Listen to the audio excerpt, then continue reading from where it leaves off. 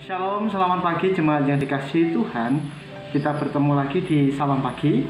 Apa kabar Bapak Ibu semuanya? Saya berharap Bapak Ibu tetap semangat, tetap setia di dalam mengikut Tuhan. Mari kita membuka Alkitab kita di dalam Injil Yohanes pasal yang ke-20, ayat yang ke-21 dan ke-22. Yohanes pasal yang ke-20 ayat 21 sampai 22. Demikian firman Tuhan. Maka kata Yesus sekali lagi, damai sejahtera bagi kamu. Sama seperti Bapa mengutus aku, demikian juga sekarang aku mengutus kamu.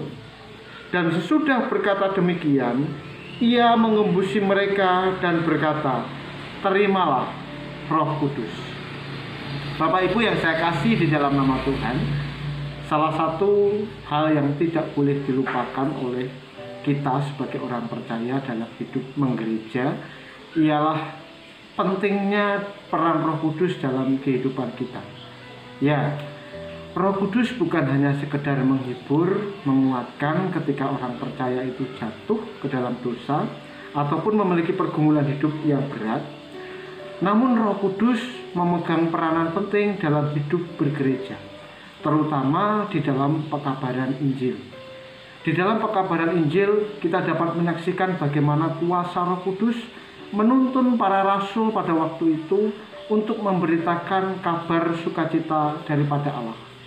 Nah, Bapak Ibu, pola yang dilakukan untuk penginjilan yang Yesus lakukan kepada murid-muridnya sama seperti Bapa telah mengutus Yesus, demikian juga Tuhan Yesus mengutus murid-muridnya pada waktu itu. Ya, Tuhan tahu betapa rentan murid-murid pada waktu itu dengan beban, persoalan, ketakutan, dan lain sebagainya.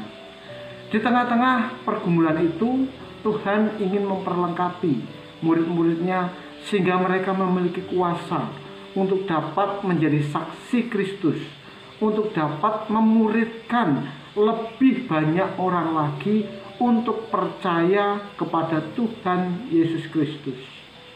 Nah, dalam sejarah perjalanannya, Roh Kudus terus menuntun, memberkati, dan menguatkan gereja-gereja sehingga misi dapat terus berjalan. Tanpa Roh Kudus, gereja hanyalah sekumpulan kaum manusia yang bergerak dalam bidang sosial. Tetapi dengan kuasa Roh Kudus, gereja mampu memberi power, memberi kekuatan, memberi dampak yang mampu menyentuh hati dan pikiran manusia. Itulah pentingnya kita sebagai orang percaya melibatkan Roh Kudus setiap waktu dan setiap saat, apalagi di dalam bulan misi seperti ini. Roh Kudus sungguh sangat penting bagi orang percaya.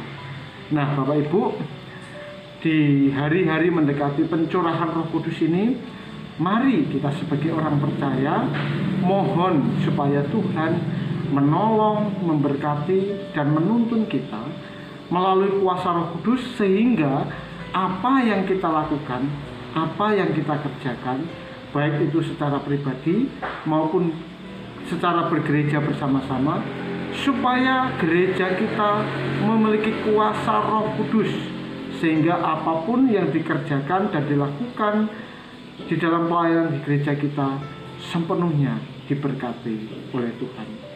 Dengan kuasa Roh Kudus, gereja semakin hidup, gereja semakin berkemenangan, dan nama Tuhan akan dipermuliakan. Kita sadar bahwa kita penuh dengan keterbatasan, tetapi Roh Kudus mampu memakai segala sesuatu yang penuh dengan keterbatasan ini ketika kita mau berserah penuh untuk menjadi alat yang penuh dengan kuasa. Selamat menikmati kuasa Roh Kudus dalam kehidupan kita. Selamat bermisi dan selamat menjangkau umat Tuhan di seluruh daerah. Tuhan memberkati. Mari kita berdoa.